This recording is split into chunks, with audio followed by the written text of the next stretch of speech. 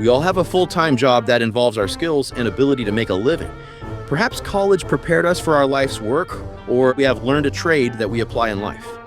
And then there's a few interests or hobbies that may take up downtime, or perhaps these interests and hobbies go a bit further.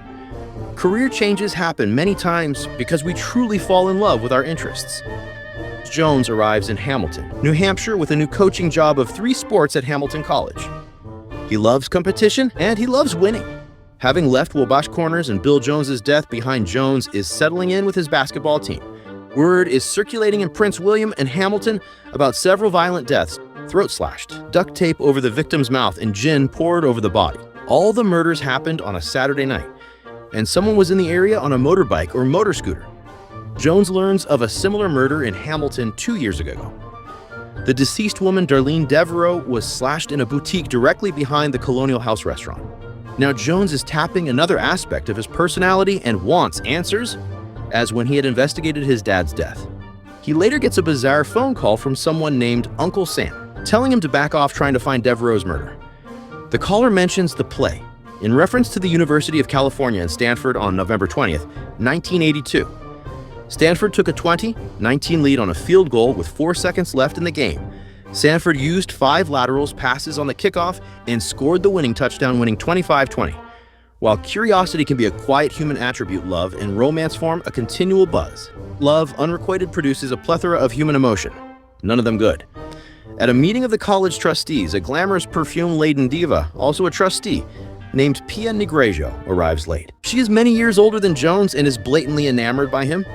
She even admits she likes younger men. For Jones, she is an annoyance. The ever-savvy Coco wants nothing to do with Pia, whom he considers out of his league. Another trustee, Maynard Hall, a relative of Hamilton Fletcher, is both arrogant and rude. A bad combination. On the weekend, one of Coco's girls, Holly, is murdered in the parking lot at Club Max, her throat slashed, gin poured over her body, and duct tape on her mouth. Jones, upon seeing what happened, wants to find the killer. Jones's intuition is evident in this second book of the Jones series. He calls the intuition with the same connotation as his father, his side road theories. He connects the Devereaux murder to the prison killings. George Strickland, quickly becoming a close friend to Jones, is impressed. Jones and Strickland search for the crazy Lester Larson still on the run. One of Jones's side road theories matches the sound of Lester's motor scooter, parked on campus. Jones meets the county medical examiner, Clayton Morris, for the first time. Morris, aware of the FBI reports of Jones successfully investigating his father's murder, confides that the Devereaux murder as well as the Prince William slasher murders were committed with a rusty blade. Jones agrees to have dinner with Pia so he can question her about Devereaux's background and the circumstances of the murder. The alluring but older Miss Negrejo is after Jones. Jones is very much like Coco and his dad, in that he does not like to get sidetracked from his job or in Pia's case, an investigation.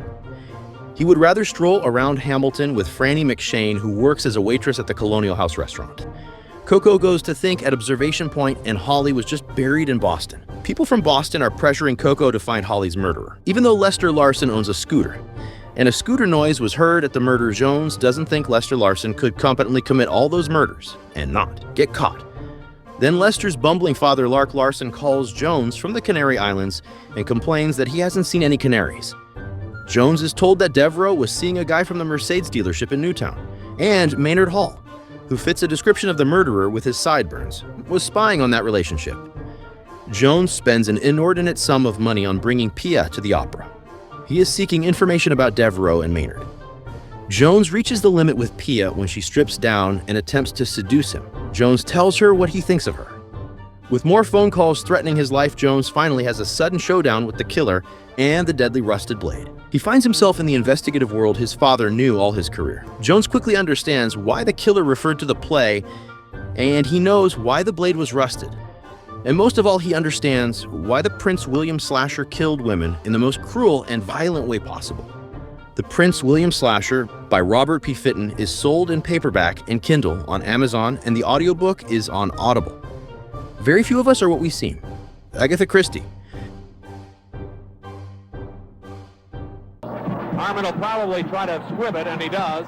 Ball comes loose, and the Bears have to get out of bounds. Rogers along the sideline, another one.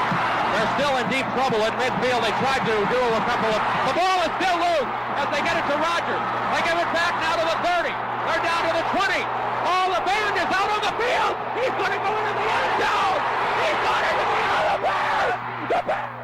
have won!